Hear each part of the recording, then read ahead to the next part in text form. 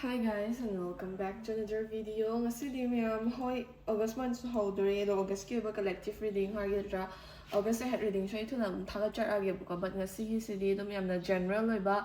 like isagi laken energy se hoje kamaina leirige habidugi matangda ngasi reading se laktuni buka reading se palne thona dikhai dok jay but pick up pile reading di oiroi palne se hamada pile A higher gadi that one dagina 15 phawbagi manung da pokpi bachelor now singi oirni pile B dana that 16 to 31 ni manung da pokpi bachelor now singi oirni ko the first akhoi pile A gi oiba habi that one dagina 15 phawbagi manung da pokpi bachelor now singi oina sagi laken energy se kamain tawige habi matang da reading se engdoi do first akhoi card hana draw tor se ko yamna adum general oiba basic oiba reading ne yam hekta deeply yamna yengdoi di natte but still kamaina leige habadu yengse ko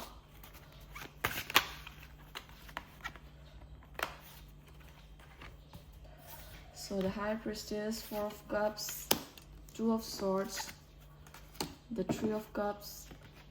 5 of Swords. Mina card yengjin ba male ko that one dagina 15 pau manung da pokpi bachelor now sing house kuina hani da sa mai pang da bugumba taw thabak ta ai khurau thang bugumba intentionally ishana kemta la lo drasu mingon da hekta kai ru bugumba tramina la na lo bugumba adugumba khara dum laye ko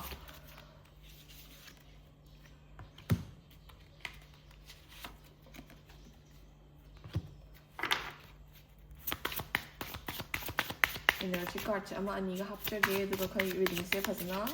house ko so first and foremost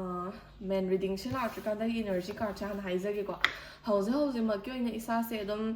khatang daw ya da bugumba isa ge akoi bada isa da kala khaman ba yengshin ba mi khara lei bugumba isa na kenom tang plan to bada ye khai chin gai doi gi hotna ba mi sem sing wat da bugumba adugumba se khara lei bu ko like some snacks are surrounding you but still adugumba mi sigi intention je mi dana kai ba taw tringai da mi da yet apan pair tringai da isa na han hai ta khangba gumba adagi isa na han ekta sigi mi da engona phatte ko have to realize taraga mi du dagi laptop hoba na traga na mi dana kai ba taw tringai da isa na ngak tho hoba ngambagi powers isa da dum pi di pair kani ba ko aduna kitang careful di oibiyo but still yam hekta warning ai di oide adubu isa ge koi ba da mi phatta ba khara lai isa da khari yengshin ba mi khara lai habisima di khangbiyo ba ko aduga hauze makki oina daw kitang yadaba energy kitang low oiba phanamna isa da penja daba nungai je daba mayam ma yaw taraga su isa na isa gi moods emotions se control to biyo ba and then isa gi loyalty towards yourself and then isa gi ba protective energy se phajana nga aga dum leibiyo hauzik se isa se potharaga tummaga leiba matam gumbane isa gi strike back tawna ba isa gi grow back tawna ba matam soidana lakhini haye ba ko aduga isagi oina hauze makki oina khajitang down oiba adigi penja da ba nungai jada bugumba se dum haidi hapta ama kai amadi yam khatang energy se khara low oiba down oiba se phau gini feel to gini but after a week kumbadi ko ngasi reading eng biri bas dagi week ama hapta amagi matung dadi most probably dum isagi down se aphabarom da lakpa lak an energy se aphaba side da lakpa ya bagi chances la ye duga kai haini sigi hapta ama sigi matung ko tamatam na isagi healing energy dagi positive energy arise to bahora ani aduga adum 2 months muktadi isa se mafam chabada laira ani na hayeba ko sina energy gi oiba basic oiba things like coming to the general reading ko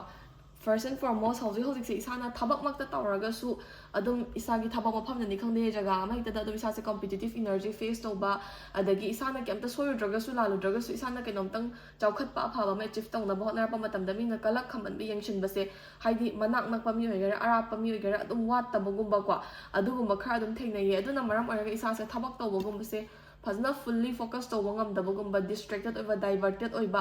adagi isa se focus mang bugumba adagi matam di hauki mana sum han bugumba productive ioi oi hoda bugumba adugumba khara dum go through ta weba ko and then relationship and love life makti gi yang aga su isa se relationship ko mada kaya thawai isa sani gakta bugumba isa gi personal issues mayam leiba na maraga family da kai da relationship ta friendship ta yam kana matam pi banga makta bugumba isa se distracted oiba diverted oiba adum jaga khara da wakhal se dum mangaga leiba gumba join out to bugumba sigumba se dum khara thengnai yeba ko ado sumaina haidi isagi oina dawya daba adi kitang low oiba pen da bugum se hausi energy ka na su high grade dum week amagum badi khara thengna kini low energy se ko after a week isa se phibam phagalak ba ya bagi phaba side ta lang pa ya by chances lai aduga tha ama muki manung da ko ꯀꯦꯔꯤꯌꯔꯒꯤ ꯑꯣꯏꯅꯗꯤ clearance ꯂꯥꯛꯑꯅꯤꯕ ꯍꯥꯏꯗꯤ ꯊꯕꯛꯇ ꯀꯩꯗ ꯌꯦꯠꯂꯝꯕ or ꯃꯤꯅ ꯌꯦꯡꯁꯤꯟꯕ ꯊꯕꯛꯀꯤ ꯃꯇꯥꯡꯗꯗꯤ ꯄꯦꯟꯖꯗꯕ ꯅꯨꯡꯉꯥꯏꯖꯗꯕ ꯂꯩꯔꯝꯕꯒꯨꯝꯕꯁꯦ ꯁꯤꯁꯤꯗꯤ ꯊꯥ ꯑꯃꯃꯨꯛꯀꯤ ꯃꯅꯨꯡꯗ ꯏꯁꯥꯗ ꯀ꯭ꯂꯤꯌꯔꯦꯟꯁ ꯐꯪꯉꯛꯑꯅꯤꯕ ꯑꯗꯨꯒ ꯑꯥꯐꯇꯔ ꯑ ꯃꯟꯊ ꯀꯣ ꯊꯥ ꯑꯃꯃꯨꯛꯁꯤꯗ ꯏꯁꯥꯒꯤ ꯑꯌꯥꯝꯕ ꯁꯔꯨꯛ ꯍꯥꯏꯗꯤ ꯏꯁꯥꯒꯤ ꯃꯔꯨꯑꯣꯏꯕ ꯊꯕꯛꯀꯤ ꯀꯩꯒꯤ ꯑꯌꯦꯠ ꯑꯄꯟ ꯂꯩꯔꯝꯕꯁꯤꯡꯁꯤꯗꯤ ꯑꯌꯦꯠꯄꯁꯦ ꯐꯒꯅꯤ ꯑꯗꯨꯒ ꯊꯥ ꯑꯅꯤꯃꯨꯛꯁꯤꯗꯅ ꯍꯥꯏꯕꯗꯤ ꯉꯁꯤ ꯔꯤꯗꯤꯡ ꯌꯦꯡꯉꯤꯕꯁꯤꯗꯒꯤꯅ 2 monthsꯀꯤ ꯃꯇꯨꯡꯗꯒꯤꯅ ꯑꯃꯨꯛ ꯏꯁꯥꯒꯤ ꯉꯁꯥꯏꯒꯤ ꯃꯔꯨꯞ ꯃꯄꯥꯡꯅ ꯌꯦꯡꯁꯤꯟꯕꯒꯨꯝꯕ ꯑꯗꯒꯤ ꯏꯁꯥꯒꯤ ꯑꯅꯛꯄ ꯃꯤꯗ ꯂꯩꯔꯝꯕ ꯌꯦꯠꯂꯝꯕ ꯅꯨꯡꯉꯥꯏꯅꯗꯕ ꯑꯗꯒꯤ ꯔꯤꯂꯦꯁꯟꯗ ꯀꯩꯗ ꯈꯨꯔꯧ ꯊꯥꯡꯕ ꯑꯣꯔ ꯏꯁꯥꯗ ꯀꯩ ꯍꯥꯏꯅꯤ ꯁꯥꯎꯕꯤꯕ ꯀꯜꯂꯛꯄꯤꯕ ꯃꯤꯁꯤꯡꯗꯣ ꯑꯗꯨꯗꯒꯤꯁꯨ ꯑꯃꯨꯛ ꯏꯁꯥꯁꯦ ꯅꯥꯟꯊꯣꯔꯛꯄ ꯍꯥꯏꯗꯤ ꯃꯤꯁꯤꯡꯁꯦ ꯃꯁꯛ ꯈꯪꯉꯒ ꯏꯁꯥꯅ ꯏꯟꯊꯣꯛꯄꯅꯤ ꯈꯪꯗꯦ ꯅꯠꯇ꯭ꯔꯒꯅ ꯃꯤꯁꯤꯡꯗꯨꯅ ꯅꯨꯡꯉꯥꯏꯇ꯭ꯔꯤꯕꯁꯤꯡꯗꯨꯗꯒꯤ ꯀ꯭ꯂꯤꯌꯔ ꯑꯣꯏꯔꯒ ꯊꯣꯛꯂꯛꯄꯅꯤ ꯈꯪꯗꯦ ꯑꯗꯨꯃꯥꯏꯅ ꯅꯥꯟꯊꯣꯔꯛꯄ ꯉꯝꯕ ꯌꯥꯕꯒꯤ ꯆꯥꯟꯁꯦꯁ ꯂꯩꯌꯦꯕꯀꯣ ꯑꯗꯨꯒ ꯃꯣꯁ ꯄ꯭ꯔꯣꯕꯦꯕꯂꯤ ꯑꯗꯨꯝ ꯊꯥ 3ꯃꯨꯛꯀꯤ ꯃꯇꯨꯡꯗꯗꯤ ꯏꯁꯥꯁꯦ ꯍꯔꯥꯎ ꯇꯌꯥꯝꯕ ꯁꯦꯂꯦꯕ꯭ꯔꯦꯁꯟ ꯍꯦꯄꯤꯅꯦꯁ ꯑꯐꯕ ꯑꯗꯨꯒꯨꯝꯕꯅ ꯁꯔꯥꯎꯟ ꯇꯧꯔꯛꯑꯅꯤꯕ ꯍꯥꯏꯗꯤ ꯋꯤꯛ ꯑꯃꯒꯨꯝꯕꯗꯤ ꯏꯅꯔꯖꯤ ꯌꯥꯝ ꯂꯣ ꯑꯣꯏꯔꯦ ꯑꯗꯣ ꯊꯥ ꯑꯃꯃꯨꯛꯀꯤ ꯃꯅꯨꯡꯗꯗꯤ ꯀꯦꯔꯤꯌꯔꯒꯤ ꯑꯣꯏꯕ ꯀ꯭ꯂꯤꯌꯔꯦꯟꯁ ꯐꯪꯒꯅꯤ ꯊꯥ ꯑꯅꯤꯃꯨꯛꯇꯗꯤ ꯏꯁꯥꯒꯤ ꯑꯣꯏꯅ ꯑꯗꯨꯝ ꯑꯐꯕ ꯃꯔꯨꯞ ꯃꯄꯥꯡꯒ ꯌꯦꯛꯅꯕ ꯁꯥꯎꯅꯕ ꯅꯨꯡꯉꯥꯏꯅꯗꯕ ꯅꯠꯇ꯭ꯔꯒꯅ ꯃꯤꯅ ꯀꯜꯂꯛ ꯈꯝꯕꯟꯕ ꯌꯦꯡꯁꯤꯟꯕꯁꯤꯗꯒꯤ ꯃꯐꯝ ꯆꯥꯅ ꯊꯣꯛꯂꯛꯄ ꯉꯝꯕ ꯑꯗꯨꯒ ꯊꯥ 3ꯃꯨꯛꯀꯤ ꯃꯇꯨꯡꯗꯗꯤ ꯏꯁꯥꯁꯦ ꯁꯦꯂꯦꯕ꯭ꯔꯦꯁꯟꯁ ꯍꯦꯄꯤꯅꯦꯁ ꯑꯗꯨꯒꯨꯝꯕꯅ ꯁꯔꯥꯎꯟ ꯇꯧꯕ ꯌꯥꯕꯒꯤ ꯄꯣꯖꯤꯕꯤꯂꯤꯇꯤꯁꯁꯨ ꯄꯤꯌꯦꯕꯀꯣ ꯂꯥꯁ ꯕꯠ ꯅꯣꯠ ꯗ ꯂꯤꯁ ꯗ ꯍꯥꯏ ꯄ꯭ꯔꯤꯁꯇꯦꯁ ꯍꯥꯏꯔꯤꯕ ꯀꯥꯔꯠꯁꯤꯒꯤ ꯃꯇꯨꯡ ꯏꯟꯅ ꯄꯥꯏꯜ ꯑꯦ ꯍꯥꯏꯕꯗꯤ ꯗꯦꯠ 1ꯗꯒꯤꯅ 15 ꯐꯥꯎꯕꯒꯤ ꯃꯅꯨꯡꯗ ꯄꯣꯛꯄꯤꯕ ꯏꯆꯤꯜ ꯏꯅꯥꯎꯁꯤꯡꯒꯤ ꯑꯣꯏꯅꯀꯣ ꯁꯤꯒꯤ ꯍꯥꯏꯗꯤ ꯉꯁꯤ ꯔꯤꯗꯤꯡ ꯌꯦꯡꯉꯤꯕꯁꯤꯗꯒꯤꯅ ꯑꯗꯨꯝ 3 monthsꯃꯨꯛꯁꯤꯗꯤꯀꯣ ꯏꯁꯥꯗ ꯐꯨꯜꯂꯤ ꯇ꯭ꯔꯁ ꯇꯧꯕꯤꯕ ꯏꯁꯥꯗ ꯊꯥꯖꯕ ꯊꯝꯕꯤꯕ ꯑꯗꯒꯤ ꯍꯣꯏ ꯗꯤꯁꯤꯖꯟ ꯑꯃ ꯂꯧꯔꯝꯗꯥꯏꯗ ꯑꯈꯪ ꯑꯍꯩ ꯇꯥꯟꯅꯕ ꯀꯩꯁꯨ ꯑꯀꯥꯏꯕ ꯂꯩꯇꯦ ꯕꯠ ꯏꯁꯥꯒꯤꯗꯃꯛꯇ ꯕꯦꯁ ꯑꯣꯏꯅ ꯈꯟꯖꯕ ꯗꯤꯁꯤꯖꯟꯗ ꯁ꯭ꯇꯤꯛ ꯇꯧꯕ ꯁꯤꯁꯤꯡꯁꯦ ꯌꯥꯝ ꯏꯝꯄꯣꯔꯇꯦꯟ ꯑꯣꯏ ꯇ꯭ꯔꯁ ꯌꯣꯔ ꯏꯟꯇ꯭ꯌꯨꯁꯟ ꯇ꯭ꯔꯁ ꯌꯣꯔ ꯁꯦꯜꯐ ꯍꯥꯏꯕ ꯑꯦꯗꯚꯥꯏꯁꯁꯦ ꯀꯥꯔꯠꯇꯩ ꯐꯪꯉꯦꯕꯀꯣ ꯁꯣ ꯁꯤꯗ ꯄꯥꯏꯜ ꯑꯩꯒꯤ ꯑꯣꯏꯕ ꯖꯦꯅꯔꯦꯜ ꯂꯛꯀꯤ ꯑꯣꯏꯕ ꯔꯤꯗꯤꯡꯁꯦ ꯂꯣꯏꯔꯦ ꯁꯤꯗꯒꯤ ꯂꯧꯕ ꯌꯥꯕ ꯑꯦꯗꯚꯥꯏꯁꯁꯤꯡ ꯂꯧꯁꯤꯟꯕꯤꯔꯒ ꯃꯊꯪꯒꯤ ꯔꯤꯗꯤꯡ ꯑꯃꯨꯛ ꯉꯥꯏꯃꯤꯟꯅꯔꯁꯤꯀꯣ ꯍꯥꯏ ꯒꯥꯏꯁ ꯃꯊꯪꯁꯤꯗ ꯑꯩꯈꯣꯏ ꯄꯥꯏꯜ ꯕꯤ ꯀꯣ ꯄꯥꯏꯜ ꯕꯤ ꯍꯥꯏꯔꯒꯗꯤ ꯗꯦꯠ 16ꯗꯒꯤꯅ 31 ꯐꯥꯎꯕꯒꯤ ꯃꯅꯨꯡꯗ ꯏꯁꯥꯒꯤ ꯗꯦꯠ ꯑꯣꯐ ꯕꯔth ꯄꯣꯛꯄ ꯗꯦꯠ ꯑꯣꯏꯕꯤꯕ ꯏꯆꯤꯜ ꯏꯅꯥꯎꯁꯤꯡꯒꯤ ꯑꯣꯏꯅ ꯀꯂꯦꯛꯇꯤꯚ ꯑꯣꯏꯕ ꯂꯛ ꯑꯦꯟ ꯏꯅꯔꯖꯤꯒꯤ ꯑꯣꯏꯕ ꯔꯤꯗꯤꯡꯁꯦ ꯇꯧꯗꯣꯏꯅꯦ ꯑꯗꯣ ꯄꯥꯏꯜ ꯕꯤꯒꯤ ꯑꯣꯏꯅꯁꯨ ꯑꯩꯈꯣꯏ ꯀꯥꯔꯠ ꯍꯥꯟꯅ ꯗ꯭ꯔꯣ ꯇꯧꯔꯁꯤꯀꯣ ꯑꯩ ꯏꯅꯔꯖꯤ ꯀꯥꯔꯠꯁꯦ ꯍꯥꯟꯅ ꯌꯦꯡꯖꯔꯛꯑꯒꯦ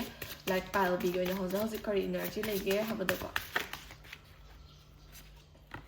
love, marriage, dragonfly, marriage ꯀꯨꯝꯕꯒꯤ ꯑꯗꯨꯝ vision ꯎꯏ positivity ꯎꯏ ꯍꯧꯖꯤꯛꯁꯦ ꯑꯗꯨꯝ ꯗꯦꯠ 16ꯗꯒꯤꯅ 31 ꯐꯥꯎꯕꯒꯤ ꯃꯅꯨꯡꯗ ꯄꯣꯛꯄꯤꯕ ꯏꯆꯤꯜ ꯏꯅꯥꯎꯁꯤꯡꯒꯤ ꯑꯣꯏꯅꯗꯤ ꯌꯥꯝ ꯑꯆꯧꯕ ꯏꯁꯨꯁ ꯑꯣꯔ ꯅꯨꯡꯉꯥꯏꯇꯕꯒꯨꯝꯕꯗꯤ ꯀꯩꯁꯨ ꯂꯩꯇꯕ ꯃꯥꯜꯂꯦ ꯃꯣꯁꯂꯤ ꯑꯗꯨꯝ ꯑꯐꯕ ꯑꯣꯏꯅ ꯆꯠꯂꯤꯕ ꯅꯠꯇ꯭ꯔꯒꯅ ꯑꯐꯕ ꯑꯣꯏꯅ ꯆꯠꯂꯛꯄ ꯌꯥꯕꯒꯤ ꯆꯥꯟꯁꯦꯁ ꯂꯩꯀꯣ ꯗꯥꯎꯁꯨ ꯑꯗꯨꯝ ꯌꯥꯝ ꯐꯅ ꯆꯥꯎꯅ ꯑꯐꯕ ꯑꯣꯏꯅ ꯎꯏꯌꯦ ꯑꯗꯣ ꯖꯦꯅꯔꯦꯜ ꯀꯥꯔꯠꯁꯤꯡꯁꯤꯗꯒꯤ ꯀꯩ ꯍꯥꯏꯔꯤꯒꯦ ꯍꯥꯏꯕꯗꯨꯁꯨ ꯌꯦꯡꯁꯤ ꯑꯁꯤꯅ ꯏꯅꯔꯖꯤꯒꯤ ꯑꯣꯏꯕ ꯚꯤꯖꯟꯅꯦꯕꯀꯣ ꯏꯅꯔꯖꯤꯁꯦ ꯌꯥꯝꯅ ꯄꯣꯖꯤꯇꯤቭ ꯑꯣꯏꯅ ꯂꯩ ꯍꯥꯏꯔꯤꯅꯦꯕ ꯗꯦꯠ 16ꯗꯒꯤꯅ 31 ꯐꯥꯎꯕꯒꯤ ꯑꯣꯏꯅꯗꯤꯀꯣ so that card some endings are coming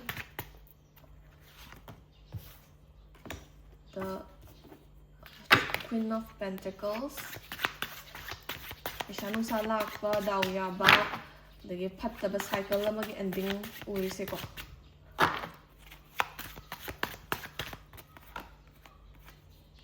ꯑꯗꯣ ꯐꯅꯥꯅ ꯍꯥꯏꯗꯤ ꯀꯩ ꯍꯥꯏꯅꯤ ꯗꯥꯎ ꯌꯥꯕ ꯅꯨꯡꯉꯥꯏꯕ ꯐ꯭ꯂꯣ ꯑꯣꯏꯇꯥꯔꯒꯁꯨ ꯏꯁꯥꯁꯦ ꯈꯪꯗꯦ ꯃꯐꯝ ꯃꯔꯥꯡ ꯈꯪꯗꯕ ꯁ꯭ꯇ꯭ꯔꯦꯁ ꯑꯃꯅ ꯑꯗꯨꯝ ꯄꯨꯔꯒ ꯆꯠꯄ ꯁꯗꯟꯂꯤ ꯍꯦꯛꯇ ꯃꯨꯠ ꯁ꯭ꯋꯤꯡꯒ ꯇꯧꯔꯛꯄꯒꯤ ꯃꯑꯣꯡ ꯑꯗꯨꯝꯕꯁꯨ ꯑꯗꯨꯝ ꯎꯏꯀꯣ ꯍꯣꯏ ꯃꯤꯅ ꯈꯔ ꯌꯦꯡꯁꯤꯟꯕꯁꯤꯗꯤ ꯑꯗꯨꯝ ꯂꯩꯔꯦ ꯍꯥꯏꯗꯤ ꯌꯦꯡꯁꯤꯜꯂꯛꯏꯗꯨꯅ ꯁꯣꯛꯄꯗꯤ ꯉꯝꯗꯦꯕꯀꯣ ꯏꯁꯥꯗ ꯕꯠ ꯁ꯭ꯇꯤꯜ ꯌꯦꯡꯁꯤꯜꯂꯛꯄꯗꯤ ꯑꯗꯨꯝ ꯋꯥꯠꯇꯦꯀꯣ 8 of Cups 2 of Pentacles so ꯍꯧꯖꯤꯛꯀꯤ ꯑꯣꯏꯅ ꯂꯩꯔꯤꯕ ꯏꯅꯔꯖꯤꯗ ꯄꯥꯏꯜꯕꯤ ꯍꯥꯏꯕꯗꯤ ꯗꯦꯠ 16ꯗꯒꯤꯅ 31 ꯐꯥꯎꯕꯒꯤ ꯃꯅꯨꯡꯗ ꯄꯣꯛꯄꯤꯕ ꯏꯆꯤꯜ ꯏꯅꯥꯎꯁꯤꯡꯒꯤ ꯑꯣꯏꯅ ꯂꯚ ꯑꯦꯟ ꯃꯦꯔꯤꯌꯦꯖ ꯍꯥꯏꯅ ꯀꯥꯔꯠ ꯑꯅꯤ ꯊꯣꯛꯂꯛꯏꯀꯣ ꯁꯤꯒꯤ ꯂꯚ ꯑꯦꯟ ꯃꯦꯔꯤꯌꯦꯖ ꯍꯥꯏꯔꯤꯕ ꯀꯥꯔꯠ ꯑꯅꯤꯁꯤꯅ ꯀꯩ ꯁ꯭ꯄꯦꯁꯤꯐꯥꯏ ꯇꯧꯒꯦ ꯍꯥꯏꯕ ꯃꯇꯝꯗ ꯍꯧꯖꯤꯛ ꯑꯣꯜꯔꯦꯗꯤ ꯔꯤꯂꯦꯁꯟꯁꯤꯞꯇ ꯂꯩꯕꯤꯕ ꯏꯆꯤꯜ ꯏꯅꯥꯎꯁꯤꯡꯒꯤ ꯑꯣꯏꯅꯀꯣ ꯏꯁꯥꯒꯤ ꯄꯥꯔꯠꯅꯔꯁꯤꯒ ꯏꯁꯥꯒꯤ ꯃꯔꯛꯇ ꯅꯨꯡꯁꯤꯅꯕꯁꯦ ꯌꯥꯝ ꯍꯦꯟꯒꯠꯂꯛꯑꯒ ꯅꯨꯡꯁꯤꯅꯕꯒꯤ ꯔꯤꯂꯦꯁꯟꯁꯦ ꯅꯦꯛꯁ ꯁ꯭ꯇꯦꯞꯇꯀꯣ ꯍꯥꯏꯕꯗꯤ ꯃꯦꯔꯤꯌꯦꯖꯀꯤ ꯁ꯭ꯇꯦꯞꯇ ꯐꯣꯔꯋꯥꯔꯗ ꯇꯧꯕ ꯌꯥꯕꯒꯤ ꯑꯣꯔ ꯍꯧꯖꯤꯛꯃꯛ ꯌꯥꯝ ꯑꯊꯨꯕꯗ ꯅꯠꯇ꯭ꯔꯒꯁꯨ ꯃꯦꯔꯤꯌꯦꯖ ꯇꯧꯔꯅꯤ ꯑꯩ ꯁꯤꯒꯤ ꯄꯔꯁꯟꯁꯤꯒ ꯀꯥꯏꯅ ꯈꯟꯖꯕꯀꯣ ꯑꯗꯨꯒꯨꯝꯕ ꯀꯟꯐꯔꯃꯦꯁꯟ ꯐꯪꯅꯕ ꯌꯥꯕꯒꯤ ꯃꯑꯣꯡ ꯑꯗꯨꯃꯥꯏꯅ ꯎꯏꯌꯦ ꯑꯗꯨꯒ ꯍꯧꯖꯤꯛ ꯔꯤꯂꯦꯁꯟꯁꯤꯞ ꯂꯩꯕꯤꯗ꯭ꯔꯤꯕ ꯏꯆꯤꯜ ꯏꯅꯥꯎꯁꯤꯡꯒꯤ ꯑꯣꯏꯅ ꯑꯅꯧꯕ ꯂꯚꯀꯨꯝꯕꯒꯤ ꯚꯤꯖꯟ ꯀꯣ ꯍꯥꯏꯗꯤ ꯑꯅꯧꯕ ꯄꯔꯁꯟ ꯊꯦꯡꯅꯕ ꯌꯥꯕꯒꯤ ꯏꯅꯔꯖꯤ ꯂꯩ ꯑꯅꯧꯕ ꯃꯤ ꯊꯦꯡꯅꯧ ꯍꯥꯏꯕꯗꯤ ꯃꯑꯣꯡ ꯎꯏꯀꯣ ꯍꯥꯏꯗꯤ ꯑꯗꯨꯝ ꯏꯁꯥꯒ ꯋꯥꯈꯜ ꯃꯥꯟꯅꯕ ꯋꯥꯈꯜ ꯆꯥꯟꯅꯕ ꯃꯤ ꯑꯅꯧꯕ ꯑꯃ ꯑꯗꯨꯝ ꯃꯇꯝ ꯆꯞ ꯆꯥꯕꯗꯤ ꯄꯤꯗꯦ ꯕꯠ ꯁ꯭ꯇꯤꯜ ꯑꯊꯨꯕꯁꯤꯗꯀꯣ ꯃꯤ ꯑꯅꯧꯕ ꯈꯪꯅꯕ ꯊꯦꯡꯅꯕ ꯌꯥꯕꯒꯤ ꯆꯥꯟꯁꯦꯁ ꯂꯩ ꯅꯠꯇ꯭ꯔꯒꯅ ꯔꯤꯂꯦꯇꯤꯚꯁꯀꯨꯝꯕ ꯐ꯭ꯔꯦꯟꯁꯀꯨꯝꯕꯒꯤ ꯁꯥꯏꯠꯇꯒꯤ even marriage kumagi mongda proposals lakpa yabagi arrangements lakpa yabagi chances adum oiba yai kwa aduga adum love ka mari lainaba marriage ka mari lainaba issues or incidents isagi namakta positive way da khara dilaka dawriba ko relationship laibibo oigera laibidaba oigera kwa next sida the dragonfly hariba card che tholai ko sige card chi matungina pile be be chili now single ina house se daw yaba positive energy laiba isagi favor da universe na laiba matam neba aduna sige phase of time se ko haidi isagi oina 8 months pi ko thani pan muk se isagi oina aphaba chawkhat pa nungai ba adagi positive oiba mayam ama gen ta hoba ya bigi possibilities laiba awna sige matam se isana confidence laina career oigera ko personal jaga do oigera isagi aphaba mayam ama tal hona ba opportunities ngai raga laibiyo ariambada matam manghan bigano have advice card te phange ba ko next the sun hariba card se si card chi matungin isa se adum aphaba chawkhat ba isa ge ba positive oiba mayam mala ka daw layabani na isa maksu dong positive oina open minded oina adagi kind oina ko gentle oina laina mo hana biyo ba haidi phanam na phabala aga su isa na phattaba mayam ma wakhal se khanjal laga nung shut nung janaraga layraga di aphaba mayam do grab to banga maroi ba duna life se positive oiba way da outlook to biyu problem ma cha lai taraga su it will be gone I see overcome to mga ni adumaina khandok piyo bugo adu isagi life ta positive oina layraga positivity mayam se welcome tong na bohot na biyo ba adu nga sa ina haizabado luck se hekta joro makhong thong na laksan bagi type ni ko lagi se awna pile b khan bi sorry pile b oi bi ba that 16 dagina 31 phau bagi manung na pawpi ba chili now singi oina paisa nung sa magta oiro career gi oiro relationship oiro friendship oiro loina makta daw yaba aphaba mayam ma isagi damta mari la aga ngairaga leire ba ko hoji sudum energy se haidi good energy sudum flow tawra leire ba duna daw yaringai aphaba oiringai chai karigai matam sida haitare ko isagi oina phana utilize ta hona ba se hona biyo ba so sina energy gi leikre ko coming to the man cards first and foremost pile be very by chile now singo in house se isagi life ta some sort of ending khara la ka dori ba ending se ko ngasai ge aina haiza ba do positive oina leina ba hana bi have do aduna positive oi ba ending oi bi ai ba either isagi life ta toxic cycle amagi ending oi ba haidi sa am toxic oi re khan ba friendship or work natraga na relationship oi bi yam toxic oi ba phatta ba jaga amagi or phatta ba relation amagi ending oi ki bi natraga na isa se kai haini isana di nattabida isana di intentionally nattabida migi maramna natraga na numit tha sigi khongchat na haitare ko jaga amada loop amada han dagi leiru bagi mong da su uiba adugi loop to dagi freedom phang pe bagi ending phang pe bagi haide unwanted incidents unwanted relations khara dagi ending phang ba bagi chances lai dun aphaba ending lakani haine isana expect to biyo ko aduga aina ngasai haijabado hoi mi na khara yangshin badi lai ko haidi sorry mostly career gi matang da thaba ingkhang gi matang da isana chawkhat pa phaba oiba na traga na katang achievement na matang na bohna bor career gi damak ta kino ma pha na bohna ma matam da isagi mang da di kem to wam draga su tung da isa bu chingtha na bohna ba isa da yorak pangam draga su isa da chaina kakak thilak pa mi se khara lei ko masing watte ko aduna career gi matang sa tumai nyan jan ba khara lei bani na isa na kitang haina singna chat pa katang grounded oina lei ba mi se hekta pak na trust to da ba easily trust to da ba adugum ba sibudi khara haidi isagi aphaba kari ngai da kala khamban bi yangshan da mi sida mu yaw da ni da ko aduna adugum ba sing da gi su isa da yorak pa di ngam dri bat yorak tar ga su ngak thok pa ngam na ba isa no hotna bi ba darkar oye ba adagi isa se hojik se haidi nungai ta na ba wakhal wana ba maram se sungai le traga su isa na to overthinking to san bagumba adagi ngahak tang harau leramaga su maram cha da bi da mood swing to bagumba anxiety gumba stress gumba se matom da panglai da lerak bagumba sigumba su adum yawe ba ko ado isagi emotions isagi mind se isagi control da leina ba na bi hojik se isagi na chawkhat pa aphaba flow lak pa ya ba matam ne ba sigi matam se isa na wakhal waraga nu sung janaraga leraga di aphaba mayam du grab to ngam maroi ba aduna isagi mental peace ki da makta ko isagi wakhal isagi mind and emotions isagi control da ngam thamna ba na biu yamna wakhal warak pa nungai ta ba or depressive oiba thoughts la agadi you can consult a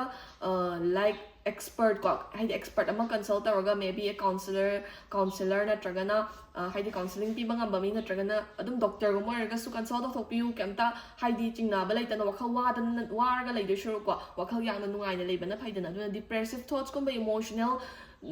non well being ko ba nungai ta ba mudi ba lerek taragadi just put your mental health first ko haidi sagi priority do mentally hana well being oida de peaceful oida de adom do ina thambiyo ba ko haidi stress free oina leina ba na biyo ba ꯑꯗꯨꯒ ꯍꯧꯖꯤꯛꯁꯦ ꯏꯁꯥꯒꯤ love ꯂꯥꯏꯐꯀꯨꯝꯕ ꯔꯤꯂꯦꯁꯟꯁꯤꯞꯀꯨꯝꯕꯗ ꯈꯤꯇꯪ ꯗꯤꯁꯑꯄꯣꯏꯟꯇꯦꯠ ꯑꯣꯏꯕꯒꯨꯝꯕ ꯃꯤ ꯊꯥꯖꯕ ꯉꯝꯗꯕꯒꯨꯝꯕ ꯅꯠꯇ꯭ꯔꯒꯅ ꯏꯁꯥꯒꯤ ꯄꯥꯔꯠꯅꯔꯒꯨꯝꯕ ꯂꯩꯔꯒꯅ ꯑꯗꯨꯒꯨꯝꯕꯗ ꯑꯗꯨꯝ ꯈꯤꯇꯪ ꯗꯤꯁꯑꯄꯣꯏꯟꯇꯦꯠ ꯑꯣꯏꯕ ꯄꯦꯟꯖꯗꯕ ꯑꯗꯨꯒꯨꯝꯕ ꯈꯔꯗꯤ ꯂꯩꯌꯦꯕꯀꯣ ꯑꯗꯣ ꯃꯤꯉꯣꯟꯗꯒꯤ ꯑꯦꯛꯁꯄꯦꯛꯇꯦꯁꯟꯁꯦ ꯌꯥꯝꯅ ꯊꯝꯕꯤꯒꯅꯨ ꯍꯥꯏꯌꯦꯕ ꯍꯥꯏꯗꯤ everythingꯁꯦ ꯏꯁꯥꯒꯤ ꯐꯦꯚꯔꯗ ꯋꯔꯛ ꯇꯧꯔꯛꯇꯣꯔꯦꯕ ꯏꯁꯥꯒꯤ ꯑꯣꯏꯅ ꯑꯐꯕ ꯃꯌꯥꯝ ꯑꯃ ꯂꯥꯛꯇꯣꯔꯦꯕ ꯑꯗꯨꯕꯨ ꯏꯁꯥꯅ ꯃꯤꯉꯣꯟꯗꯒꯤ ꯑꯦꯛꯁꯄꯦꯛꯇꯦꯁꯟ ꯑꯗꯨꯝ ꯊꯝꯖꯜꯂꯒ ꯋꯥꯈꯜꯁꯦ ꯋꯥꯔꯒ ꯂꯩꯕ ꯌꯥꯕꯒꯤ ꯆꯥꯟꯁꯦꯁ ꯂꯩꯌꯦꯕ ꯑꯗꯨꯅ ꯏꯁꯥꯒꯤꯗꯃꯛꯇ ꯑꯐꯕꯗꯣ ꯑꯗꯨꯝ ꯃꯈꯣꯡ ꯊꯣꯡꯅ ꯂꯥꯛꯆꯗꯧꯔꯦ ꯏꯁꯥꯒꯤꯗꯃꯛꯇ ꯑꯣꯄꯣꯔꯆꯨꯅꯤꯇꯤꯁ ꯃꯌꯥꯝ ꯑꯃ ꯒ꯭ꯔꯣꯊ ꯃꯌꯥꯝ ꯑꯃ ꯂꯥꯛꯀꯗꯧꯔꯦ ꯑꯗꯨꯅ ꯂꯩꯔꯤꯕ ꯈꯔꯗ ꯂꯩꯔꯤꯕ ꯁꯤꯆꯨꯋꯦꯁꯟꯗꯨꯗ ꯑꯦꯗꯖꯁ ꯇꯧꯔꯒ ꯍꯦꯄꯤ ꯑꯣꯏꯅ ꯂꯩꯅꯕ ꯍꯣꯠꯅꯕꯤꯌꯨ ꯒ꯭ꯔꯣ ꯇꯧꯅꯕ ꯍꯣꯠꯅꯕꯤꯌꯨ ꯃꯤꯉꯣꯟꯗ ꯌꯥꯝ ꯍꯦꯟꯅ ꯑꯦꯛꯁꯄꯦꯛꯇꯦꯁꯟꯁ ꯊꯝꯃꯒ ꯏꯁꯥ ꯏꯇꯣꯝꯇ ꯋꯥꯅꯕ ꯁꯤꯟꯕꯤꯒꯅꯣꯅ ꯍꯥꯏꯌꯦꯕꯀꯣ ꯅꯦꯛꯁꯇ ꯐꯥꯏꯅꯥꯟꯁꯀꯤ ꯑꯣꯏꯕ ꯚꯤꯖꯟ ꯑꯅꯤ ꯑꯃꯁꯨ ꯌꯥꯎꯋꯦ 2 of Pentacles ꯍꯥꯏꯕ ꯑꯃꯒ Queen of Pentacles ꯍꯥꯏꯕ ꯑꯃꯒꯀꯣ ꯐꯥꯔꯁ ꯑꯦꯟ ꯐꯣꯔꯃꯣꯁ ꯁꯤꯒꯤ 2 of Pentacles ꯍꯥꯏꯔꯤꯕ ꯀꯥꯔꯠꯁꯤꯒꯤ ꯃꯇꯨꯡ ꯏꯟꯅ ꯄꯥꯏꯜ ꯕꯤ ꯍꯥꯏꯕꯗꯤ ꯗꯦꯠ 16ꯗꯒꯤꯅ 31 ꯐꯥꯎꯕꯒꯤ ꯃꯅꯨꯡꯗ ꯄꯣꯛꯄꯤꯕ ꯏꯆꯤꯜ ꯏꯅꯥꯎꯁꯤꯡꯒꯤ ꯑꯣꯏꯅ ꯍꯧꯖꯤꯛꯁꯦ ꯄꯩꯁꯥꯁꯦ ꯐ꯭ꯂꯣ ꯂꯩꯇꯦ ꯍꯥꯏꯕ ꯅꯠꯇꯦꯕ ꯐꯥꯏꯅꯥꯟꯁꯤꯌꯦꯜ ꯐ꯭ꯂꯣꯗꯤ ꯑꯗꯨꯝ ꯂꯩ ꯕꯠ ꯈꯨꯠꯇ ꯇꯨꯡꯕ ꯉꯝꯗꯕ ꯄꯩꯁꯥꯁꯦ ꯂꯥꯛꯄꯒ ꯆꯠꯄꯅ ꯍꯦꯟꯕꯒꯨꯝꯕ ꯑꯣꯔ ꯂꯥꯛꯀꯗꯧꯕ ꯂꯩꯔꯒꯁꯨ ꯆꯠꯀꯗꯕꯁꯨ ꯋꯥꯠꯇꯕꯒꯨꯝꯕ ꯑꯗꯨꯃꯥꯏꯅ ꯐ꯭ꯂꯣꯗꯤ ꯂꯩꯔꯒꯁꯨ ꯁ꯭ꯇꯦꯕꯜ ꯑꯃ ꯏꯑꯣꯏ ꯑꯣꯏꯕ ꯉꯝꯗꯕ ꯑꯗꯨꯒꯨꯝꯕ ꯈꯔꯗꯤ ꯊꯦꯡꯅꯩꯌꯦꯕꯀꯣ ꯕꯠ ꯃꯇꯝ ꯈꯔꯒꯤ ꯃꯇꯨꯡꯗ ꯀꯣ ꯏꯁꯥꯅ ꯍꯣꯠꯅꯕꯒꯤ ꯃꯇꯨꯡ ꯏꯟꯅ ꯑꯦꯟ ꯗꯦꯟ ꯅꯨꯄꯤ ꯑꯃꯒꯤ ꯃꯇꯦꯡꯗꯒꯤ ꯑꯣꯔ ꯅꯨꯄꯤ ꯑꯃꯗꯒꯤ ꯍꯥꯏꯇꯥꯔꯦꯀꯣ ꯍꯥꯏꯗꯤ ꯃꯣꯁꯂꯤ ꯐꯤꯃꯦꯜ ꯀꯦꯔꯦꯛꯇꯔ ꯑꯃꯗꯒꯤ ꯐꯤꯃꯦꯜ ꯄꯔꯁꯟ ꯑꯃꯗꯒꯤ ꯃꯇꯦꯡꯅ ꯅꯠꯇ꯭ꯔꯒꯅ ꯃꯤꯗꯨꯅ ꯍꯥꯏꯇꯥꯔꯦꯀꯣ ꯅꯨꯄꯤ ꯑꯃꯗꯒꯤ ꯏꯁꯥꯁꯦ ꯀꯥꯟꯅꯕ ꯆꯥꯎꯈꯠꯄ ꯑꯐꯕ ꯑꯣꯔ ꯐꯥꯏꯅꯥꯟꯁꯀꯤ ꯃꯇꯥꯡꯗ ꯒ꯭ꯔꯣꯊ ꯐꯪꯕ ꯌꯥꯕꯒꯤ ꯄꯣꯁꯤꯕꯤꯂꯤꯇꯤꯁ ꯂꯩ ꯑꯗꯨꯒ ꯍꯧꯖꯤꯛ ꯁ꯭ꯇꯦꯕꯤꯂꯤꯇꯤ ꯂꯩꯇ꯭ꯔꯤꯕ ꯐ꯭ꯂꯣ ꯂꯩꯇ꯭ꯔꯤꯕꯁꯦ ꯏꯁꯥꯒꯤ ꯑꯣꯏꯅ ꯑꯗꯨꯝ ꯍꯥꯏꯗꯤ 2 monthsꯃꯨꯛꯀꯤ ꯃꯇꯨꯡꯗꯗꯤꯀꯣ ꯐ꯭ꯂꯣꯒꯨꯝꯕ ꯒ꯭ꯔꯣꯊꯀꯨꯝꯕ ꯂꯥꯛꯄ ꯌꯥꯕꯒꯤ ꯄꯣꯁꯤꯕꯤꯂꯤꯇꯤꯁꯁꯨ ꯂꯩꯌꯦꯕꯀꯣ ꯐꯥꯏꯅꯥꯟꯁꯤꯌꯦꯜꯒꯤ ꯑꯣꯏꯅ ꯑꯗꯨꯅ ꯁꯤꯒꯨꯝꯕꯁꯤꯁꯨ ꯑꯣꯄꯣꯔꯆꯨꯅꯤꯇꯤꯁꯤ ꯌꯦꯡꯉꯒ ꯂꯩꯕꯤꯌꯣ ꯂꯨꯛ ꯑꯥꯎꯠ ꯇꯧꯔꯒ ꯂꯩꯕꯤꯌꯣ ꯁꯤꯗ ꯄꯥꯏꯜꯕꯤꯒꯤ ꯑꯣꯏꯕ ꯖꯦꯅꯔꯦꯜ ꯔꯤꯗꯤꯡꯁꯦ ꯂꯣꯏꯖꯔꯦ ꯃꯊꯪꯒꯤ ꯑꯣꯏꯕ ꯔꯤꯗꯤꯡ ꯑꯃꯨꯛ ꯉꯥꯏꯃꯤꯟꯅꯔꯁꯤꯀꯣ